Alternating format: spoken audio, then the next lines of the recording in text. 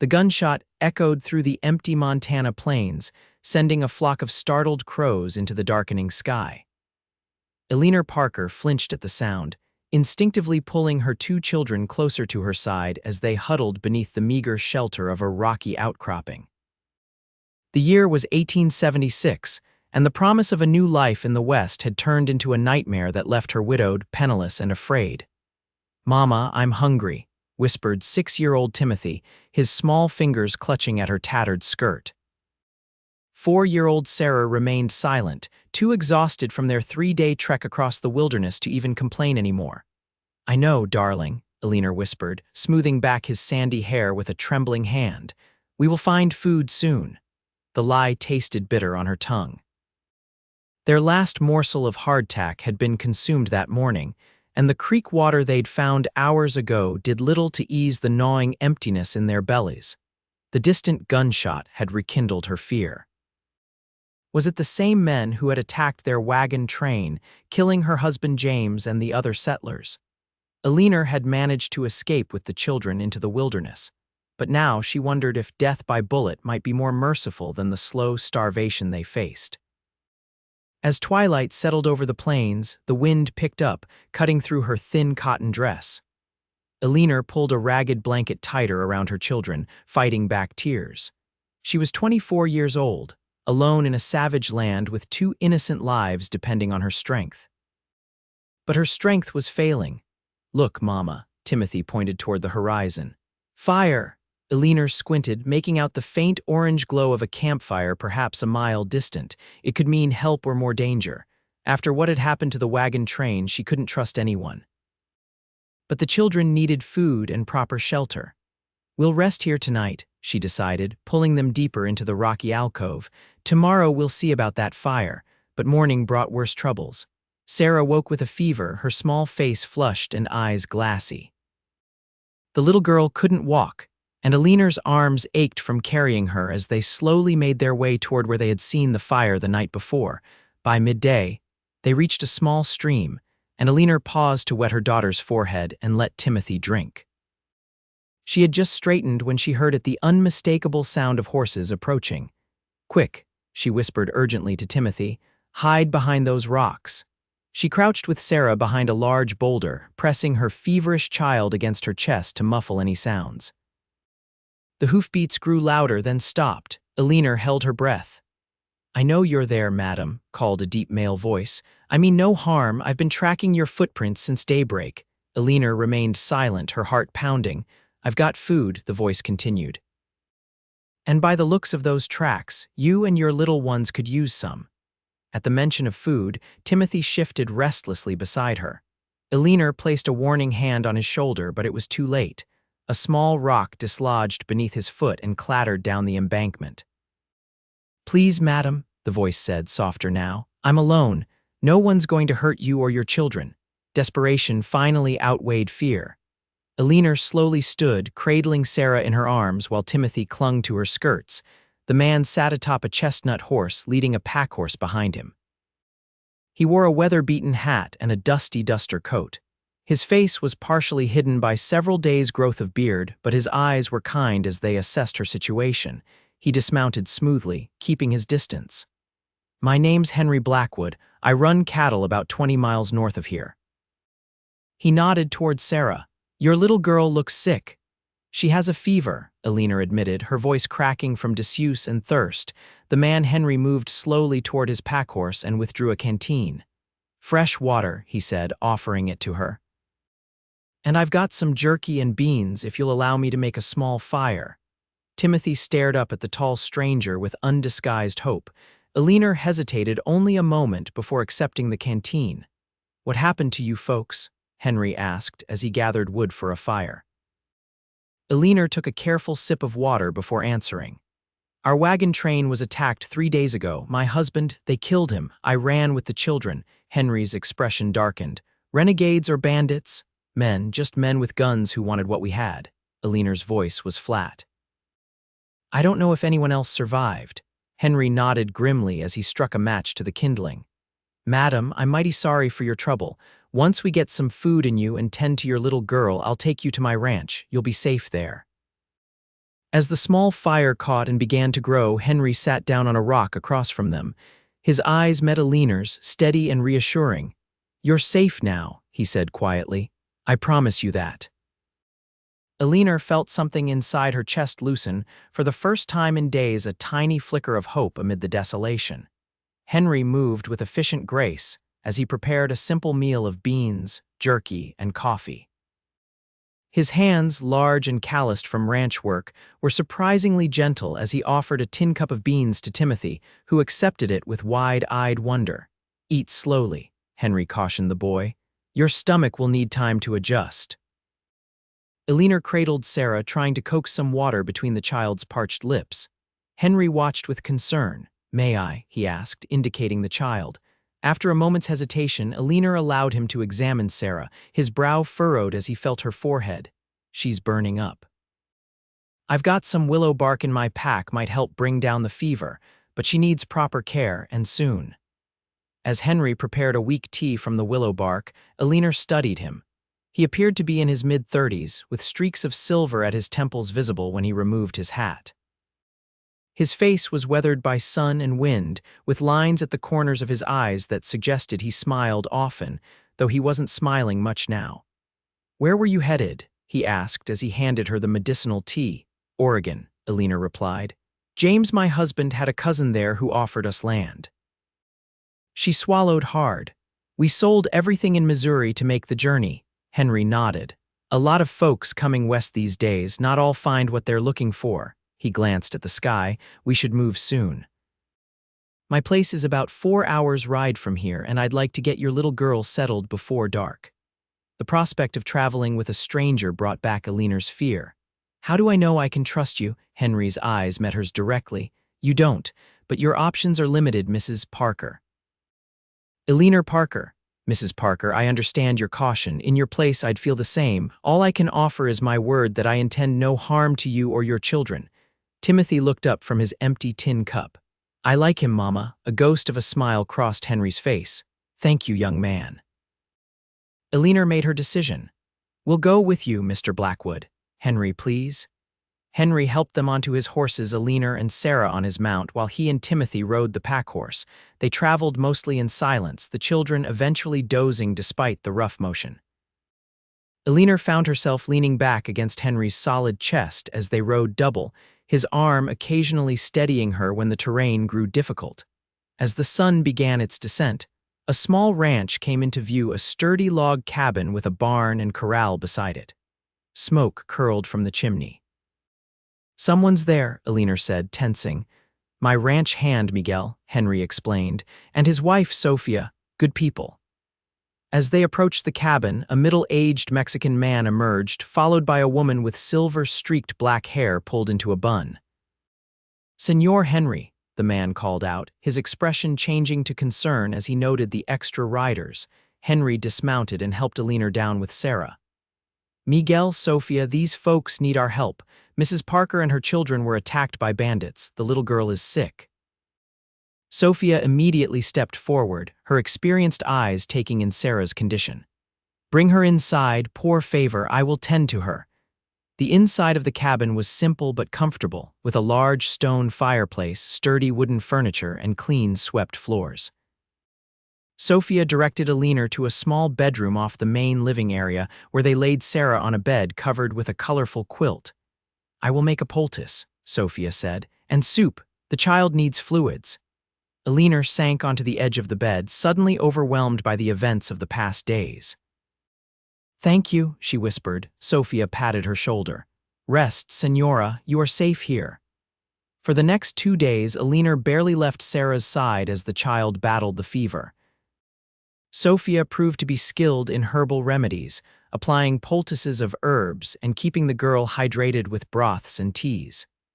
Timothy, meanwhile, followed Henry and Miguel around the ranch, fascinated by the horses and cattle. On the 3rd morning, Eleanor woke to find Sarah's fever finally broken, the little girl sleeping peacefully for the first time since their ordeal began. Relieved beyond words, Eleanor stepped out of the bedroom to find Henry sitting at the table, drinking coffee. "She's better," Eleanor said, her voice thick with emotion. Henry's face brightened. That's good news. I don't know how to thank you, Eleanor began, but Henry waved away her words. No need for thanks. Anyone would have done the same. No, Eleanor said firmly, not anyone.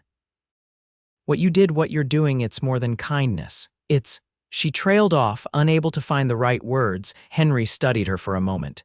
Have some breakfast, Mrs. Parker. You look like you could use it. As they ate the simple meal of cornmeal mush and bacon that Sophia had prepared, Henry outlined his thoughts. You're welcome to stay here until you decide what you want to do next. If Oregon is still your destination, there'll be another wagon train through these parts in about a month. The thought of continuing to Oregon alone with two small children made Eleanor's stomach clench with fear. I don't know if I can do that, she admitted. Henry nodded. You don't have to decide now. For the time being, just focus on getting your strength back and helping your little girl recover. Over the next week, a routine developed. Eleanor helped Sophia with household tasks, while Timothy continued to shadow the men. Sarah grew stronger each day, her natural curiosity and energy returning. The children seemed to blossom in the safety and stability of the ranch, and Eleanor found herself doing the same. She learned that Henry had come west after the Civil War, where he had fought for the Union. He had used his mustering-out pay to purchase this land and slowly built it into a modest but successful cattle operation. Miguel and Sophia had been with him for 5 years, having fled violence in their native Mexico. They're like family now, Henry explained one evening as they sat on the porch watching the sunset. This place would fall apart without them. You've built something good here, Eleanor observed. Henry shrugged. It's a living, lonely sometimes, but honest work. The admission of loneliness surprised her. She had come to see Henry as self-sufficient, needing no one. The thought that he might experience the same human longing for connection that she did made her see him differently. As the days passed, Eleanor noticed how Henry watched her when he thought she wasn't looking. It wasn't the predatory gaze she had feared from a man finding a vulnerable woman in his home. Rather, it was thoughtful, almost wistful, quickly concealed whenever she turned his way. One afternoon, as Eleanor hung laundry in the yard, Henry approached, looking uncharacteristically hesitant. Mrs. Parker, Eleanor, he began, then stopped. I've been thinking about your situation. Eleanor paused, a damp shirt in her hands. Yes. There's a small town about 15 miles from here, Cottonwood Springs. It's growing. They've just built a schoolhouse and are looking for a teacher. I thought, perhaps with your education. Eleanor blinked in surprise. How did you know I was educated? A faint flush colored Henry's cheeks. The way you speak, and I noticed you reading to the children from that book you saved from your wagon. She hadn't realized he had been paying such close attention. I was a teacher before I married James, Henry nodded. I thought as much. If you're interested, I could take you into town to meet with the town council. The offer opened possibilities Eleanor hadn't dared consider. That's very kind, but what about my children, and where would we live? There's a small house attached to the schoolhouse. As for during teaching hours, Sophia has mentioned how she misses having young ones around. I believe she'd be happy to watch them while you work. Eleanor was touched by how much thought he had put into this. Why are you doing all this for us, Henry? He looked away, adjusting his hat. Everyone deserves a chance at a new beginning. You and your children more than most. 2 days later, Henry drove Eleanor in his wagon to Cottonwood Springs. The settlement was indeed small but showed signs of prosperity: a general store, a church, a blacksmith shop, and several neat houses surrounding a central square. The new schoolhouse stood at the edge of town, painted white with a small bell tower. The town council, consisting of the general store owner, the minister, and a stern-looking widow named Mrs. Abernathy, were impressed with Eleanor's credentials and hired her on the spot. She would begin teaching in 2 weeks, when the fall term started. It's a blessing from Providence, the minister declared. We've been praying for a qualified teacher. As they drove back to the ranch, Eleanor found herself overwhelmed with emotion. I can't believe how quickly everything has changed, she said. A week ago, I thought we might die in the wilderness. Henry's hands were steady on the reins. Life can change in an instant for worse or better. I'm glad in your case it's for the better. Thanks to you, Eleanor said softly. Henry shook his head. You're the one who kept your children alive through a terrible ordeal. That took courage. I didn't feel courageous. I was terrified. Courage isn't about not feeling fear, Henry said. It's about doing what needs doing despite the fear. The wisdom of his words touched something deep within Eleanor. For so long, she had seen herself as weak, first dependent on her father, then on James. But perhaps there was strength in her that she hadn't recognized. That night after the children were asleep, Eleanor found Henry sitting alone by the fire, reading a well-worn copy of the Iliad. "Homer?" she asked, surprised. He closed the book, looking almost embarrassed. "An old habit from my college days. You went to college, Yale." "For 2 years before the war," he shrugged. "Another lifetime ago." Eleanor sat in the chair opposite him. "You're full of surprises, Henry Blackwood." A half-smile tugged at his mouth. "As are you, Eleanor Parker." In that moment, something shifted between them, a recognition of kindred spirits despite their different paths. Eleanor felt a warmth in her chest that had nothing to do with the fire. The next 2 weeks passed in a flurry of preparation. Henry and Miguel built simple furniture for the teachers' quarters, while Eleanor and Sophia sewed curtains and prepared bedding. The children helped as they could, excited about the move to town even though they would still spend their days at the ranch while Eleanor taught. The night before they were to move to the schoolhouse, Eleanor put the children to bed early and then sought out Henry. She found him in the barn, brushing down his horse. "I wanted to thank you," she said, "for everything you've done." Henry continued brushing. "No need for thanks." "There is," Eleanor insisted. "You've given us more than shelter and food, you've given us a future." He finally turned to face her. "You'll do well in Cottonwood Springs, the children too. Will you visit us?" The question slipped out before she could consider it. Something flickered in Henry's eyes. "If you'd like that, I would," Eleanor said simply. Henry set down the brush and took a step toward her. In the lantern light, his face looked younger, less weathered. "Eleanor, a call from the house interrupted whatever he had been about to say. "Senor Henry, riders coming?" The moment broken, Henry immediately reached for his rifle hanging on the wall and strode out of the barn, Eleanor following close behind. 3 riders approached the ranch, their silhouettes dark against the twilight sky. Henry stepped in front of Eleanor protectively as the men drew near. "That's far enough," Henry called out. "State your business." The lead rider raised his hands to show he was unarmed. "Looking for a woman and 2 young ones, survivors of a wagon train massacre, name of Parker." Eleanor gasped, stepping forward despite Henry's restraining hand. "I'm Eleanor Parker. Who are you?" The man removed his hat. "Madam, I'm Marshal Wade Barton. Been tracking the bandits who hit your wagon train. Found a survivor who said you might have escaped with your children." "There were other survivors?" Eleanor asked, her voice tight with hope. "Yes, madam, 4 others made it. They're in Fort Laramie now." Henry lowered his rifle slightly. "You have identification, Marshal." The man produced a badge and papers, which Henry examined carefully before nodding. "Marshal, what about the men who attacked us?" Eleanor asked. "That's why I'm here, madam. We've captured 2 of them, but 3 are still at large. I need to ask you some questions, see if you can identify them." Henry's expression hardened. "You think they might come looking for her?" To silence a witness, the marshal hesitated.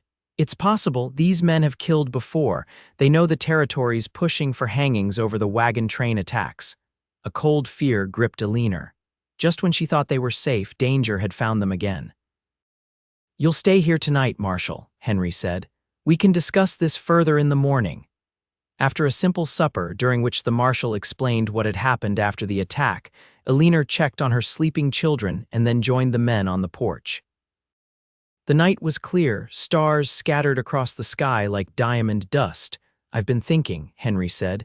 "Maybe you should delay moving to town until these men are caught." The marshal nodded. "Might be wise, madam. Cottonwood Springs doesn't have a sheriff, and it would be easier for these outlaws to reach you there than here." Eleanor's heart sank. The teaching position had represented so much independence, security, purpose. But school starts in 2 days. Henry considered this. "What if I rode into town with you each morning and brought you back each evening? Just until the danger passes," the marshal frowned.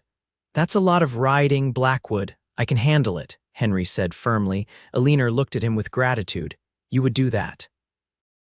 "Yes," he said simply, and in that one word, Eleanor heard everything he wasn't saying.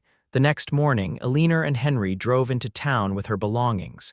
They explained the situation to the town council, who agreed that Henry's solution was best for the time being. Mrs. Abernathy even volunteered to stay with Eleanor during school hours, with my late husband's shotgun. School began the following day with 15 students ranging in age from 6 to 16. Eleanor found herself falling naturally back into teaching, the familiar routine a comfort amid the uncertainty of her situation. Henry faithfully transported her to and from town each day, sometimes staying to observe her teaching, a smile playing at the corners of his mouth as he watched her in her element. On their rides together, they talked about everything: books they had read, places they had seen, dreams they once had. Eleanor learned that Henry had wanted to be a writer before the war changed his course. He admitted that he still wrote sometimes, late at night when sleep eluded him. "What do you write about?" she asked. "The land, mostly, how it changes a person." He glanced at her. "Maybe someday I'll let you read something." "I'd like that," she said softly. A week passed without incident, then another. Marshal Barton came and went, following leads on the remaining bandits. The danger began to feel more abstract, less immediate, though Henry remained vigilant. One evening, as they were returning to the ranch, Henry suddenly reined in the horses, his body tense. "What is it?" Eleanor asked. "Smoke," he said tersely. "Too much smoke." As they crested the next hill, Eleanor gasped. In the distance, flames licked at the roof of Henry's barn and figures moved in the yard. "The children," she whispered, terror clutching at her heart. Henry urged the horses to a gallop, his face grim. "Stay down," he ordered as they approached the ranch. Through the gathering dusk, Eleanor could make out 3 men on horseback in the yard. Miguel lay motionless on the ground near the corral, while Sophia stood on the porch, a rifle in her hands, shielding Timothy and Sarah behind her. One of the men shouted and pointed as Henry's wagon approached. Gunfire erupted, bullets splintering the wagon seat inches from where they sat. Henry pulled the wagon behind a large boulder, grabbing his rifle. "Stay here," he commanded, his voice hard as iron. Henry, no, but he was already moving, circling through the trees to approach the ranch from another angle. Eleanor's heart pounded as she watched him disappear into the gathering darkness. More shots rang out. Eleanor couldn't bear the waiting, the not knowing if her children were safe. Making a split-second decision, she grabbed the small revolver Henry kept under the wagon seat and began to creep toward the house, using the growing darkness as cover. She could hear the men shouting now. "Come out, woman. We know you're here somewhere." "Yeah, we got unfinished business with anyone left from that wagon train." Eleanor's blood ran cold. These were the men who had murdered James and the others. Now they had found her children. She moved closer, keeping low. From her new position, she could see that Miguel was moving slightly wounded but alive. Sophia stood resolute on the porch, the rifle steady in her hands despite the tears streaming down her face. Timothy and Sarah huddled behind her, terrified but unharmed. One of the bandits dismounted and started toward the porch. "Put down that gun, Mexican woman, or I'll put a bullet in you." "You will not touch these children," Sophia replied, her voice unwavering. A shot cracked from the darkness, and the bandit stumbled, clutching his shoulder. Henry stepped into the yard, rifle raised. "Drop your weapons," he ordered. The wounded man snarled and raised his pistol. Henry fired again, and the man collapsed. The remaining 2 bandits opened fire, forcing Henry to dive for cover behind the water trough. Eleanor saw her opportunity. With the bandits focused on Henry, she circled around to the side of the house. One of the men had dismounted and was creeping toward Henry's position. Taking a deep breath, Eleanor stepped out and pointed the revolver. "Stop right there." The bandit whirled, surprise registering on his face at the sight of a woman holding a gun. His momentary hesitation was all Henry needed. Another shot rang out and the bandit fell. The last outlaw, seeing his companions down, turned his horse to flee. Henry emerged from cover, took careful aim, and fired. The rider jerked but stayed mounted as he galloped away into the darkness. Eleanor ran to the porch, gathering her sobbing children in her arms. "Are you hurt? Did they hurt you?" "We hid in the cellar when they came," Timothy said between tears. "Sophia protected us." Henry checked Miguel, who had taken a blow to the head but was regaining consciousness. The barn continued to burn, but the house had been spared. "We need to get water on that fire," Henry said grimly. "And tend to Miguel." The next hours were a blur of activity fighting the fire, treating Miguel's wound, calming the children, and securing the two dead bandits' bodies. Marshal Barton arrived near dawn, having seen the fire from a distance. He identified the men as two of the three outlaws he'd been tracking.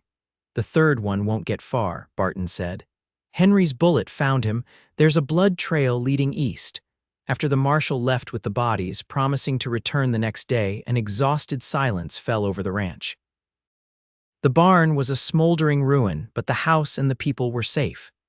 Eleanor sat at the kitchen table, a sleeping Sarah in her lap, while Timothy dozed in a chair nearby. Sophia had finally convinced Miguel to rest, though his head wound would need watching.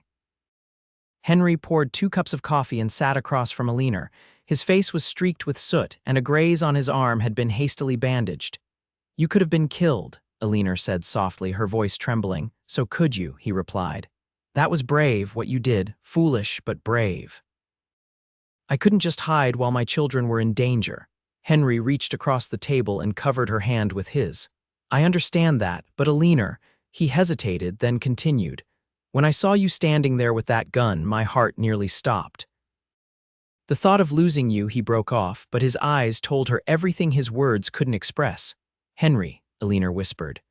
Sarah stirred in her lap, interrupting the moment. The little girl blinked up at her mother, then at Henry.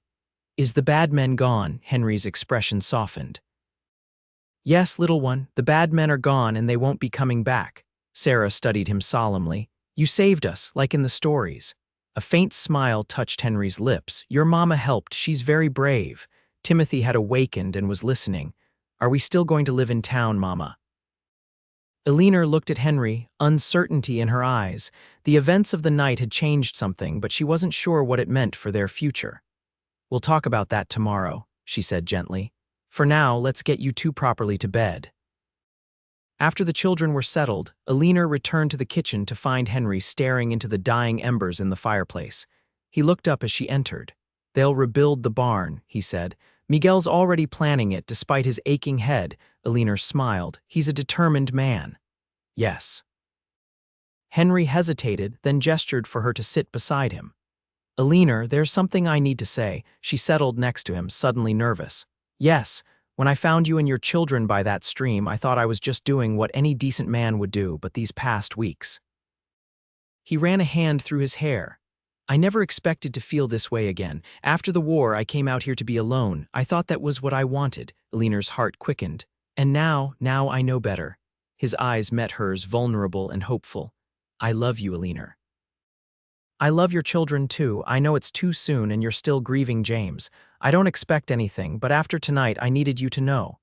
Tears filled Eleanor's eyes. "It is soon," she agreed softly. "But life can change in an instant, you taught me that. James was a good man and I loved him, but he's gone and somehow you found us when we needed someone most." Henry took her hands in his. "I don't want to replace him. I just want a chance to build something with you if you're willing." Eleanor thought of the schoolhouse in town, the independence she had been so eager to reclaim. But she also thought of Henry's steady presence, the way he looked at her children with genuine affection, the conversations that stretched late into the evening. "I care for you deeply, Henry," she said carefully, "but I need to be more than someone's wife. I need purpose." "You could still teach," Henry said quickly. "We could work something out with the town council," or a new thought seemed to strike him. "What if we started a school here at the ranch? There are other families scattered about who can't get their children to town easily." The idea took root immediately in Eleanor's mind. "A rural school?" Henry nodded, warming to the concept. "We could convert the old bunkhouse. It's solid, just needs some work, and you'd be close to home to the children." "Home," Eleanor repeated, testing the word. "Is that what you're offering? A home?" Henry's expression grew serious. "I'm offering everything I have, Eleanor, my heart, my home, my future." "But only if it's what you want too." Eleanor thought of the desperate woman she had been just weeks ago, huddled under a rock with her starving children. She thought of the moment Henry had found them, how he had sat down and promised safety. He had kept that promise even at the risk of his own life. "Yes," she whispered, and then more strongly, "Yes, it's what I want too." Henry's face transformed with joy. Gently, he drew her into his arms and kissed her a tender, questioning kiss that she answered with growing certainty. When they finally parted, Eleanor rested her head against his chest, listening to the steady beat of his heart. "The children will be pleased," she murmured. "Timothy already follows you everywhere, and Sarah thinks you're a hero from her storybooks." Henry chuckled, the sound rumbling under her ear. "They're remarkable children. You've raised them well." "We'll raise them together now," Eleanor said, the idea both daunting and wonderful. "Together," Henry agreed, "and any others that might come along." Eleanor looked up at him, a blush coloring her cheeks. "Others," his smile was tender. "If you want, I always thought this place needed the sound of more children." The next day, Eleanor spoke with the children about Henry's proposal. Timothy's eyes grew wide with excitement. "Does this mean Mr. Henry will be our new pa?" he asked. "If that's all right with you," Eleanor said carefully. Timothy nodded vigorously. "He knows everything about horses and cows, and he promised to teach me to ride." Sarah was more contemplative. "Will he read me stories like Papa used to?" "I'm sure he will," Eleanor assured her, "and we'll still remember your father. He'll always be a part of us." Sarah considered this, then smiled. "I like Mr. Henry. He makes you smile, Mama." Eleanor hugged her daughter, touched by the child's perception. "Yes, he does." When Marshal Barton returned that afternoon, he brought news that the third bandit had been found dead several miles east, having succumbed to his wound. "The territory's offering a reward for these men," he informed Henry. "It's rightfully yours." Henry glanced at Eleanor. "Put it toward rebuilding the school in town. These children need education."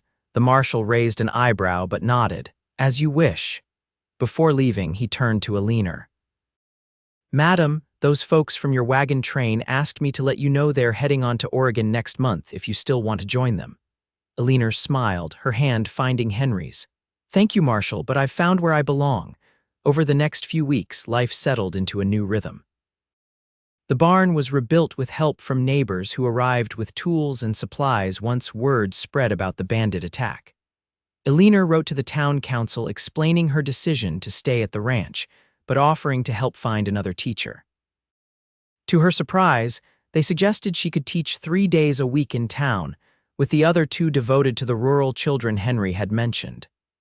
"It's the perfect solution," Eleanor told Henry as they sat on the porch one evening, watching the sunset paint the Montana sky in vivid orange and purple. "I can still be a teacher and a wife." "And a mother," Henry added, his eyes on Timothy and Sarah, who were playing with a litter of kittens Sophia's cat had produced. "Yes," Eleanor agreed softly. "A mother." They were married 2 months later in the small church in Cottonwood Springs. Eleanor wore a new dress of deep blue calico, with flowers Timothy and Sarah had picked woven into her hair. Henry stood tall and proud in a new black suit, his usually weathered face softened by happiness. The entire town turned out for the celebration, along with ranchers and farmers from miles around. Even the survivors from Eleanor's wagon train, having delayed their departure, attended to wish her well. As they exchanged vows, Eleanor thought of the desperate flight across the wilderness, the hunger and fear, the moment when hope had seemed lost. How strange that the worst tragedy of her life had ultimately led her to this moment of profound joy. At the celebration afterward, Sophia approached Eleanor with tears in her eyes. "Senora Eleanor, I have watched the Senor for many years. Never have I seen him look at anyone the way he looks at you. It is as if the sun rises and sets in your eyes." Eleanor hugged the older woman. "Thank you for taking care of him before I came, and for protecting my children when it mattered most." Sophia patted her hand. "We are family now, yes, all of us." That night, after the children were asleep in their room, Henry led Eleanor to the master bedroom, now furnished with a new bed and curtains Sophia had helped sew. "I have something for you," he said, producing a small wooden box. Inside lay a delicate silver locket. Eleanor opened it to find miniature portraits of Timothy and Sarah on one side and space on the other. "For our future," Henry explained. "Perhaps someday another child's portrait will go there." Eleanor closed the locket and pressed it to her heart. "It's perfect. I'll treasure it always." Henry took her in his arms. "I promised you safety once," he murmured against her hair. "Now I promise you love for as long as I live." Eleanor raised her face to his, "And I promise to never forget how precious this second chance is for all of us." As spring turned to summer, Eleanor's rural school thrived. 6 children from neighboring ranches joined Timothy and Sarah 3 days a week in the converted bunkhouse, which Henry had outfitted with desks and a proper blackboard. On Tuesdays and Thursdays, Henry drove Eleanor into town for her classes there, often staying to help with repairs to the schoolhouse or to discuss books with the older students. In July, Eleanor confirmed what she had begun to suspect: she was expecting a child. Henry's joy at the news was boundless. He immediately began expanding their bedroom and planning a nursery. "We don't even know if it's a boy or girl yet," Eleanor laughed as he discussed where to place the crib. "Doesn't matter," Henry said, his eyes crinkling with happiness. "Boy or girl, this child will be loved." The news delighted Timothy and Sarah as well. Timothy appointed himself special protector of his mother, solemnly carrying her books and fetching water when she looked tired. Sarah spoke to the baby through Eleanor's growing belly, telling stories and secrets in her sweet voice. By Christmas, Eleanor's condition was obvious. The holiday was celebrated with more festivity than the ranch had ever seen: a tall pine tree cut from the hills and decorated with paper chains and candles, special treats baked by Sophia, and gifts exchanged by the fireside. Henry presented Eleanor with a rocking chair he had crafted himself, its wood polished to a warm glow. "For the midnight feedings to come," he said with a tender smile. On a snowy February morning in 1877, Eleanor gave birth to a daughter they named Hope. The baby had Henry's gray eyes and a tuft of dark hair that made him inordinately proud. "She's perfect," he whispered as he held her for the first time, his weathered hands gentle against her tiny form. Eleanor watched them, her heart so full it seemed impossible to contain such happiness. "She completes our family." Henry looked up, his eyes shining with unshed tears. "You completed our family, Eleanor, you and your children. Hope is the blessing that followed." As spring returned to the Montana plains, the ranch flourished. New calves dotted the pastures, the garden Sophia tended burst with vegetables, and the sound of children's laughter filled the air. Eleanor's school continued to grow, with 3 more students joining as families moved into the area. One evening, as they sat on the porch watching Timothy and Sarah play while baby Hope slept in Eleanor's arms, Henry took her hand. "Do you ever think about how different our lives might have been?" he asked. "If you hadn't escaped the wagon train, if I hadn't been riding in that area that day?" Eleanor considered the question. "I believe some things are meant to be," she said finally. "Not the tragedy. I'll never believe James and the others were meant to die that way, but perhaps the finding of each other afterward. The healing." Henry nodded slowly. "I rode alone for many years after the war, saw too much death to believe easily in purpose or meaning, but then I found you 3 by that stream." He squeezed her hand, and suddenly everything made sense again. Eleanor leaned against his shoulder, their daughter warm and solid between them. "Remember what you said to us that first day, when you sat down by our fire, that you were safe," Henry recalled, his voice soft with memory. "Yes," Eleanor looked out at the ranch at the home they had built together, "and we are truly safe and truly loved." As the sun set over the Montana plains, painting the sky in brilliant gold and crimson, Eleanor thought about the journey that had brought them here, a journey born of tragedy but ending in joy. The path had been harder than she could have imagined, but it had led to a place more beautiful than she had ever dreamed possible. Timothy ran up to them, breathless with excitement about a frog he had found. Sarah followed more slowly, a bouquet of wildflowers clutched in her small hand. Hope stirred and opened her eyes, reaching up to touch her mother's cheek. And in that perfect moment, Eleanor knew with absolute certainty that this was where she belonged, not in Oregon or Missouri or anywhere else, but here, with the man who had promised safety and delivered love beyond measure.